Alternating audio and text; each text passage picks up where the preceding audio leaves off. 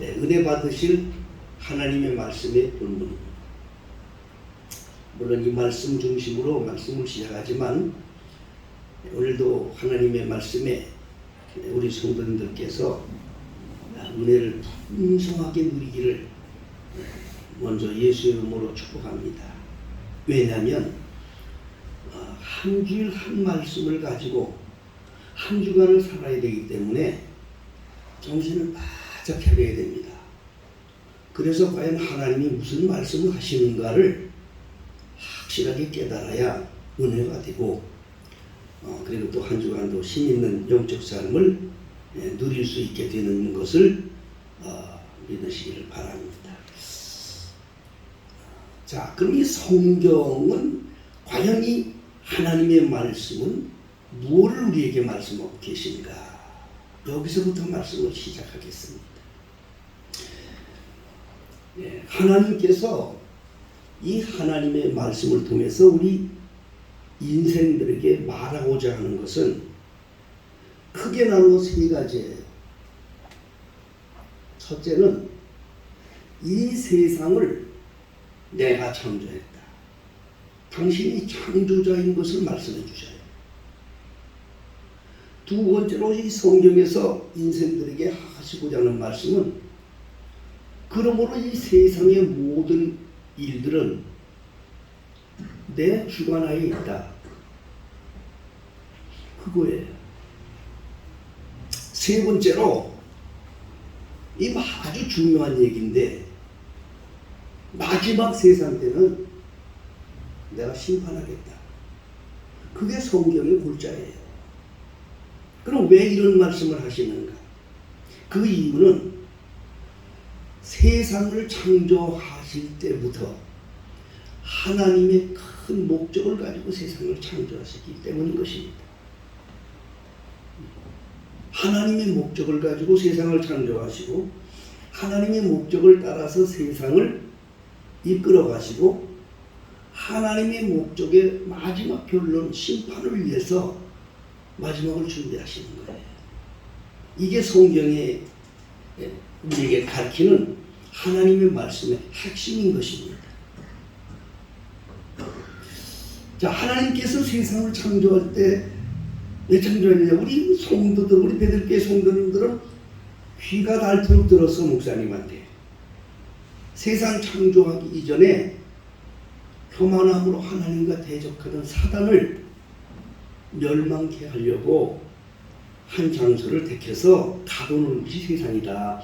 그래서 세상 창조하신 것은 마귀를 가두어 심판하려고 세상을 창조했다.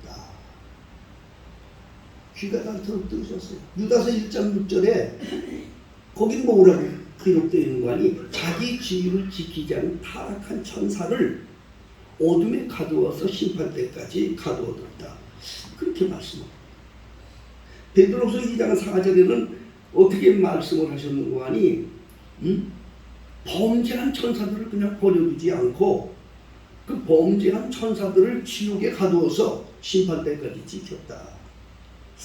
과연 하나님이 그 가두는 어두운 곳과 갇혀놓은 지옥이 어디냐? 그게 바로 세상이라고.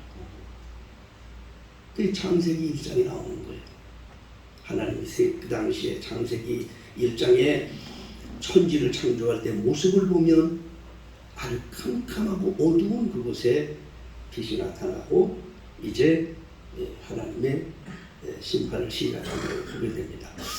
하나님의 심판, 마지막 심판이라고 늘 얘기하는데 하나님의 심판은 마지막 이 세상 끝날 때 그때 가서 이루어지는 것이 아니라 이미 창세 때부터 심판이 시작되었다는 걸 여러분 아셔야 돼. 우리 베들교회 성도들은 꼭 그걸 아셔야 돼. 하나님이 천지를 창조하시고 가두는 것도 심판이고 그것을 마지막 멸망 심판을 위해서 빛이 나타나는 것도 심판의 시작인 거예요. 그 빛이 누구냐? 바로 예수님이셨거든요.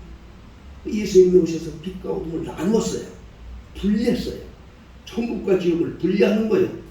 마지막에 영생의 자녀들과 멸망의 자녀들을 분리하시는 거예요. 그게 마지막 심판이에요. 근데 이게 마지막 때만 되는 게 아니라 이미 창세기 때부터 하나님이 일을 시작하셨다. 그 실질적으로 하나님이 일을 시작하기 위해서 인간도 만드시고 만물을 만드셨는데 이 세상은 마침내 스스로 망하고 멸망해야 되는데 그것을 위해서 모든 피조물을 만드시고 그 피조물을 만드는 중에 인간을 만들게 되는데 인간도 역시 하나님의 목적을 이루기 위해서 만들어놓은 피조물 중에 하나에 불과하다. 인간이 하나님을 조종하는 것이 아니고 하나님이 인간을 조종하는 그러한 관계 속에 지어짐을 받았다는 것을 우리 그리스도인들은 알아야 돼요. 그래야 하나님 앞에 겸손하게 되는 거예요. 대단한 게 아니에요. 많은 사람들은 하나님 그러면 자기를 위해서 하는 것 줄 알고 주여 한다고. 이게 종교인들인 거예요. 그런데 진정한 그리스도인들은 그렇게 하는 게 아니에요. 하나님이 자기를 위해 존재하는 것이 아니라 자기가 하나님의 목적을 위해서 피조된 피조물에 불과하다. 이걸 알아야 되는 것입니다. 그래서 하나님께서 그 목적을 이루기 위해서 제일 먼저 에덴 동산을 만드시고 그 에덴 동산을 통해서 그 하나님의 목적과 과정을 인간들을 통해서 이루기 위해서 시작한 것이 뭐냐? 그것이 에덴 동산에서 선악과를 따먹게 하는 거예요. 선악과를 따먹게 하는 거예요. 선악과를 따먹고 범죄하고 쫓겨나게 됩니다. 에덴 동산에서, 낙원에서. 어떤 사람들은 그럽니다. 왜 하나님께서 말이야 선악과를 만드셔가지고 그거 뭐 거기서 평생 영원토록 살고 그랬으면 좋은데 왜 그 선악과를 만드셔가지고 그걸 따먹게 하고 그 범죄해서 말이야 에덴 동산 쫓겨나게 하고 이 세상에서 상록병사를 얻기다 이렇게 사람을 비참하게 만드셨나? 의심을 갖는 거야. 그 하나님이 어떤 사람은 또 그 하나님이 실수했다 해놓고 이렇게 또 말하는 사람도 있어요. 어떤 사람 하나님은 뭐 전능한 분이 아니다 이렇게 말하는 사람도 있어요. 그런데 이건 아주 잘못된 거예요. 하나님 실수하시는 분도 아니에요. 절대로 하나님께서는 잘못하신 것도 아니에요. 하나님은 이미 창세 때부터 계획하신 거예요. 인간은 막 당연히 그 선악과를 먹어야 되고 그 선악과를 말미암아 범죄해야 되고 그걸로 말미암아 에덴에서 쫓겨나야 되고 그래서 이 세상에서 철저하게 범죄된 인간들로 살아야 돼. 이것이 하나님이 세상을 창조하신 목적이라고 해요. 자, 그러면 어째서 그럴까? 왜 그런가? 여러분 생각하실 거예요. 자, 그러면 여기서 우리 성경을 통해서 그 이유를 제가 설명해 드리겠어요. 선악과를 먹음으로써 인간들에게 나타난 변화 첫째가 뭐냐? 자, 여러분 보세요. 성경을 이제부터 같이 보시는 거예요. 인간들에게 첫 번째로 나타난 변화는 뭐냐? 하나님이 만들어 놓으신 자연 만물을 파괴하는 주범이 되기 시작한 거예요. 자, 오늘 본문의 7절 말씀을 보겠습니다. 오늘 본문 7절 말씀이요. 여기 보면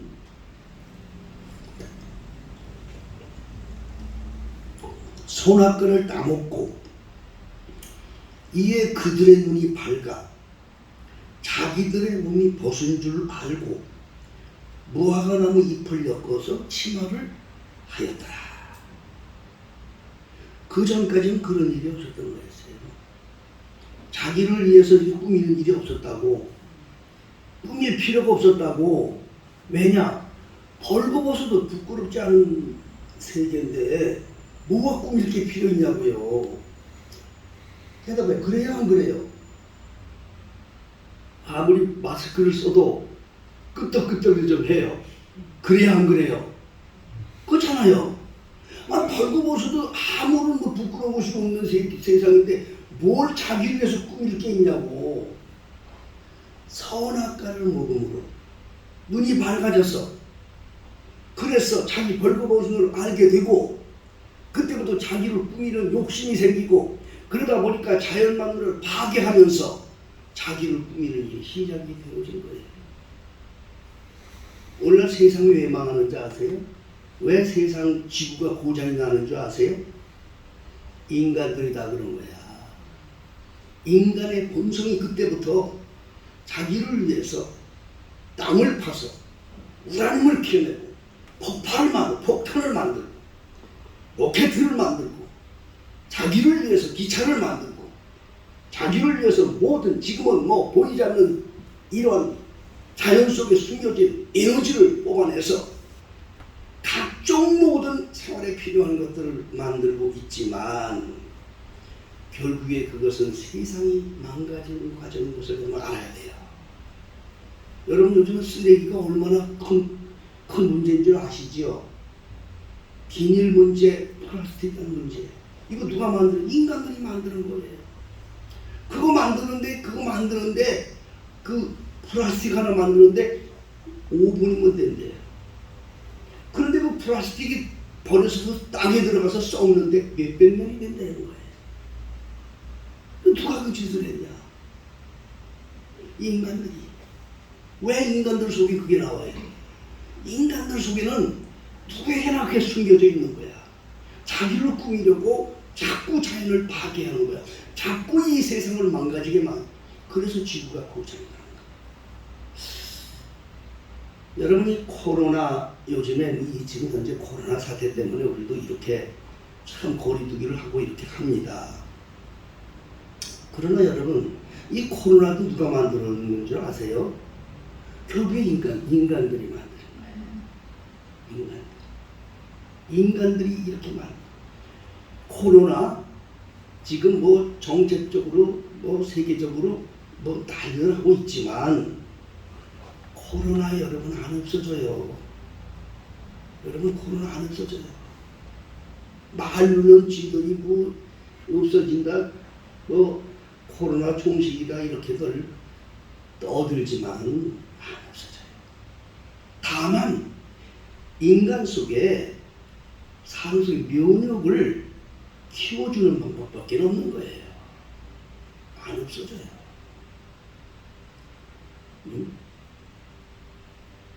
그거 하나님께서 이렇게 인생들로 하여금 스스로 세상을 망하게 할 수 있는 도구로 인간을 쓰게 됐어. 그게 왜냐? 선악과를 먹어먹기 시작됐다니까. 그런데 그 선악과를 하나님 그럼 왜 선악과를 줘서 그러냐? 얘기해 좀 마세요. 왜? 세상은 반드시 망해야 되기 때문에 망하게 되는 도구를 인간을 쓰기 때문에 그런 거예요. 하나님을 두려워해야 돼요. 하나님을 무서워하세요. 그분은 전능하신 분이에요. 하나님 앞에 무릎을 꿇어야 돼요. 그분이 모든 키를 갖고 계신 것이지 인간 마음대로 하는 게 아닌 거예요.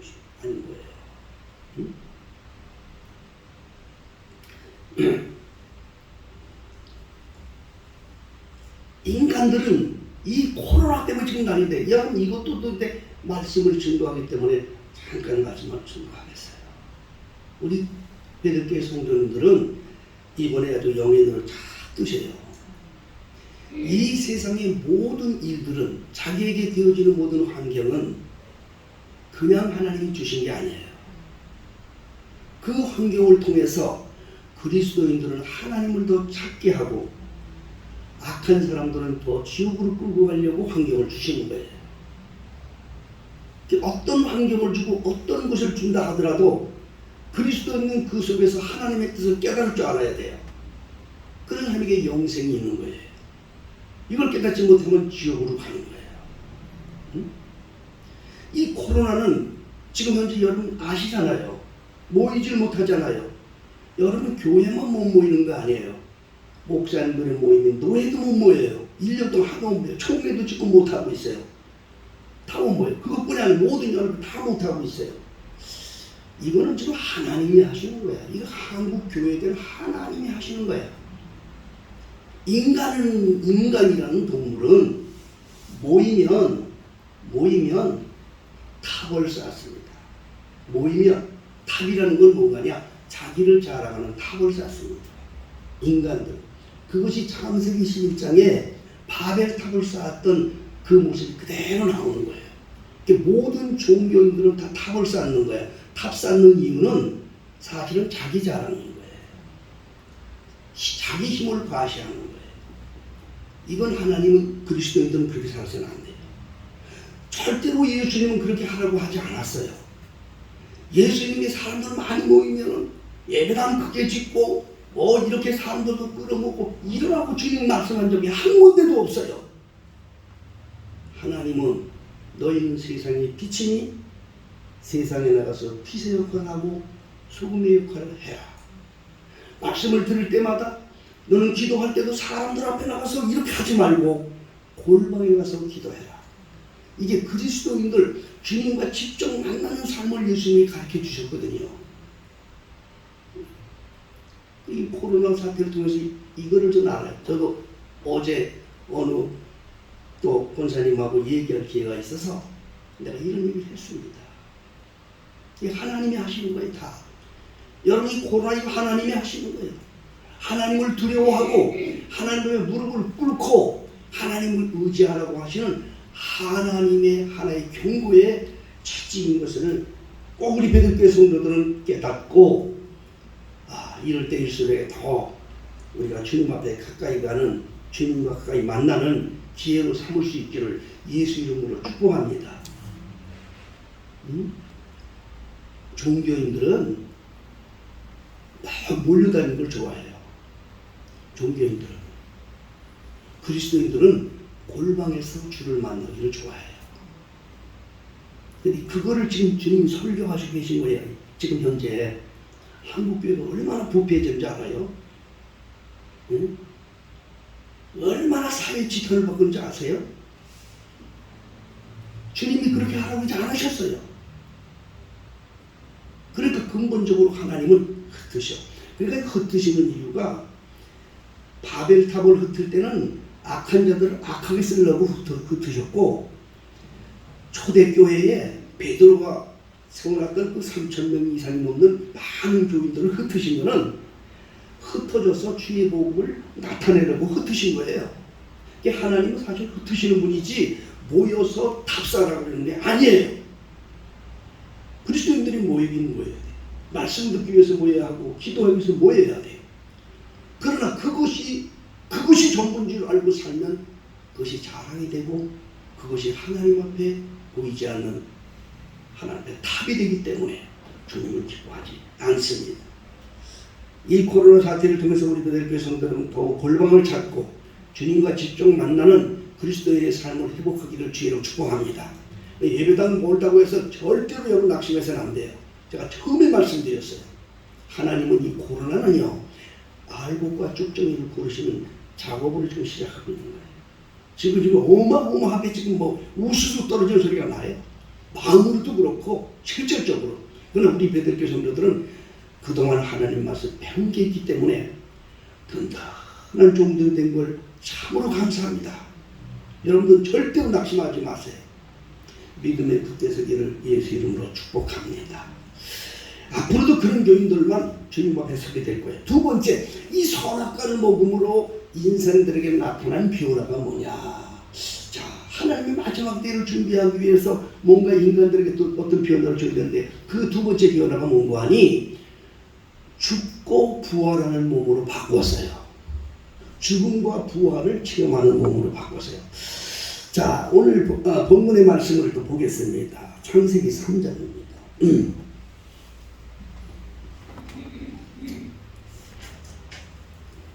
자, 오늘 본문에 창세기 3장 22절 말씀을 보겠습니다.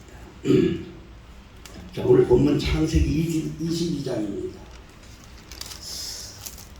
여호와 하나님이 가라사대 보라, 이 사람이 선악을 아는 일에 우리 중 하나같이 되었으니 그가 그 손을 들어 생명나무 실과도 따먹고 영생할까 하노라.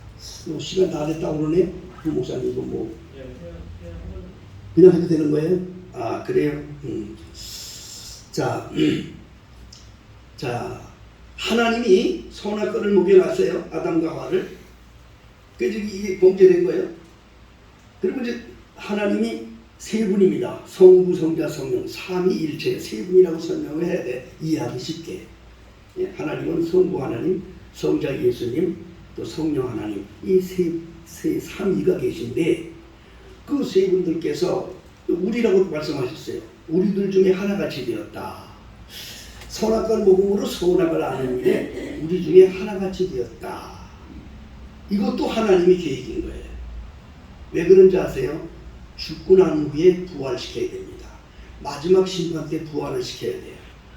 마지막 심판 때. 세상은 반드시 사람은 죽고 심판받아요. 자, 히브리서 9장 27절에 보면 한 번 죽는 건 정한 것이야. 누구든지 다 죽어요. 그렇기 때문에 죽는 걸 두려워하지 마세요. 죽음을 두려워하면 안 돼요. 그리스도인은 한 번 죽는 건 정한 거예요. 그 후에는 반드시 심판이 있으리라. 심판이 있으리라. 영원히 마지막에 다시 주님 앞에 선다 그 말입니다. 요한복음 5장 28절로 29절에 보면 이를 기여기지 말라. 무덤 속에 있는 자들이 다 그의 음성을 들을 때가 오나니 선한 일을 행한 자는 영생의 부활로, 악한 일을 행한 자는 심판의 부활로 나오리라. 창세부터 지금까지 영혼들이 다 일어난 거예요. 다시 심판받으라고 일어나는 거예요. 선악과를 먹었기 때문에. 지난주에 설명했죠. 선악과를 먹으면 선악과를 먹으면 인간이 영혼이 죽었다고 이렇게 가르치는 사람이 있다고 하는데 그건 아닌 거예요. 영혼은 절대 죽지 않아요. 성경에 영이 죽었다는 말은 없어요. 하나님과 관계가 없는 영이 된다는 뜻이야. 하나님이 관계된 영과 하나님의 관계가 되지 않는 영이 되었다는 뜻이야. 하나님과 관계가 되지 않는 영이 바로 죽은 영혼이라는 뜻이에요. 믿어지면 아멘 하세요. 그 자체로 죽으면 이 다음에 마지막 심판 때 이렇게 일어나면 그 영이 주님 앞에 서서 선한 일을 행한 자는 영생이, 악한 일을 하는 자는 심판, 그 불에 떨어지는 심판을 하나님이 한다니 그때 완전히 쫙 갈라온다는 거예요. 그러기 위해서 그렇게 했다는 거예요. 하나님이 그냥 말씀하신 거 아니에요. 이들이 선악을 아는 일에 우리 중에 하나같이 되었다. 그리고 선악을 알고 그냥 이것만 알았다는 소리가 아니라 이 히브리 개념에 안다고 하는 것은 체험을 동반한 지식을 말하는 거예요. 안다는 거. 누가복음 1장에 보면 마리아에게 천사가 왔어요. 그래서 내게 처녀에게 내게 아들이 있으리라 그랬어요. 그랬더니 그 마리아가 천사에게 하는 말이 무슨 말인지 알아요? 나는 아직 사내를 알지 못하니 내가 어찌 내가 임신하겠습니까? 거기서 안다는 말은 사내를 경험하지 못했다는 얘기지, 이게 무슨 모른다는 말이 아니에요. 그 동네 나사렛 동네 철수도 알고 영수도 알고 다 알지 왜 몰라? 사내 알지. 그러나 그걸 얘기하는 게 아니야. 경험해보지 못했다는 거예요. 여기서 우리들 중에 하나같이 선악을 아는 일에 우리들 중에 하나같이 되었다는 말은 죽음과 부활을 체험하신 예수님과 같은 몸이 되었다고 하는 거야. 믿습니까? 예수님과 같은 몸이 되었다고요. 심판을 준비하기 위해서 죽음과 부활을 체험하는 몸으로 바꾸셨다고요. 그러니 선악과가 이게 하나님의 뜻으로 하신 거지 이게 우연히 하나님 실수가 아니라는 거예요. 마지막 세 번째는 뭐냐? 선악과를 몸으로 인간들이 나타낸 변화가 뭐냐? 그것은 아담 하와의 한 몸 속에서 멸망의 자식과 영생의 자식이 태어나게 되는 거예요. 그 지난주에 설명했습니다. 그 창세기 4장, 여러분 지금 걱정한 창세기 4장을 보세요. 여기 창세기 4장 1절에 보면 아담이 그 아내 하와와 동침함에 하와가 잉태하여 가인을 낳고 이르되 내가 여호와로 말미암아 등남하였다 하니라. 그가 또 가인하고도 아벨을 낳았는데 아벨은 양치는 자였고 가인은 농사하는 자였더라. 세월이 지난 후에 가인은 땅의 소산으로 제물을 삼아 여호와께 드렸고 아벨은 자기의 양의 첫 새끼와 그 기름으로 드렸더니 여호와께서 아벨과 그 제물을 연락하셨으나 가인과 그 제물을 연락하지 아니하신지라. 가인이 심히 분하여 안색이 변하니 여호와께서 가인에게 이르시되 네가 분하여 하면 어쩌미뇨 안색이 변하면 어쩌미뇨 네가 선을 행하면 어찌 낯을 들지 못하겠느냐. 선을 행치 않으면 죄가 문에 없더니라. 죄의 소원은 네게 있으나 너는 죄를 다스릴지니라. 가인이 그 아우 아벨에게 공하니라. 그 후 그들이 들에 있을 때 가인이 그 아우 아벨을 쳐 죽이니라. 인류 최초의 형제간의 싸움을 해서 동생을 쳐 죽이는 그런 비극이 시작이 되는 거예요. 자, 그럼 씨가 말랐나요? 하나님의 씨는 아벨이고 마귀의 씨는 가인인데 아니에요. 하나님이 다른 씨를 또 주셔요. 자, 여기에 비밀이 있습니다, 여러분. 아벨 대신 다시 부활한 씨가 나와요. 그 예수님이 죽으시고 부활하신 예수님을 설명하는 사람인데, 그분이 선한 줄기로 오늘까지 하나님의 이름을 부르고 오늘까지 우리들에게 예수의 복음을 증거하는 선한 줄기인 거예요. 몸은 하나인데 한 부부에게서 지옥의 자식과 멸망의 자식이 태어난다, 그런 거예요. 자, 여러분, 선악과의 비밀을 오늘 들으셨습니다. 하나님의 목적을 위해서 이 선악과를 만드시고 이걸 먹게 해서 하나님의 목적을 이루어 가시는 하나님께서 그 선악과를 먹음으로 말미암아 인간으로 하여금 이 지구를 멸망하는 가장 주인공으로 하나님이 사용했어요. 이 멸망이 아주 이 스스로 이 지구 땅덩어리가 이게 이제 파괴되도록 그 가장 큰 매개체 인간을 만드는 거예요. 앞으로도 계속 그렇게 돼요. 앞으로도 인간들 때문에 세상과 이 지구는 망하는 거예요. 이상하게 생각하지 마세요. 창세 때부터 하나님이 예정하신 거예요. 두 번째는 마지막 심판을 위해서 영생의 몸과 또 멸망의 자손들을 해야 되기 때문에 그때 죽음과 부활을 체험할 수 있는 죽음과 부활을 체험하는 몸으로 인간들을 만드시고, 마지막 세 번째는 그러나 불구하고 또 한 몸에서 한 부부에게서 어째서 이렇게 나오느냐, 이제 다음 주에 제가 그 말씀을 전해드립니다. 같은 형제라도 예수 믿는 사람이 나오고 같은 형제라도 왜 거기서 정말 세상으로 떨어지는 자식들이 나오는가? 여러분, 그 비밀은 이상하게 생각할 거 없어요. 그게 창세 때부터 선악과를 먹음으로 부부들 속에서 그렇게 태어나게 만든 거예요. 하나님의 믿음을 갖고 하나님 안에 살게 된 건 큰 복입니다. 여러분, 예수 알게 된 건 큰 복입니다. 여러분들은 누구의 줄기냐? 가인의 줄기가 아니고 아벨의 줄기야. 멸망의 줄기가 아니라 생명의 줄기야. 같은 아담의 피에서 내려온 것 같지만은 같은 아담이 낳은 자식이지만 우리의 조상은 아벨인 거예요. 저와 여러분의 조상은 아벨인 거예요. 예, 아벨의 피, 예수의 피, 그 자손임을 여러분은 알아야 돼요. 그래서 여러분들이 아벨의 삶을, 아벨의 제사를 항상 중요하게 생각해야 되기 때문에 지난주에 그 설명을 드린 겁니다. 하나님께 받으시는 제사는 몸도 받고 제물도 받아요. 그게 하나님이 원하시는 제사였어요. 자, 오늘 하나님께서 하시는 역사, 모든 것은 하나님이 하시는 것이다. 다만 하나님 앞에 감사하고 하나님의 뜻을 깨닫고 순종하며 사는 이런 성도들이 되어야 된다.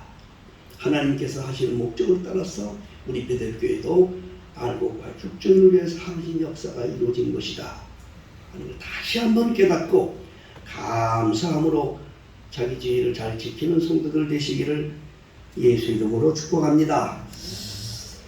기도하겠습니다. 아버지 하나님,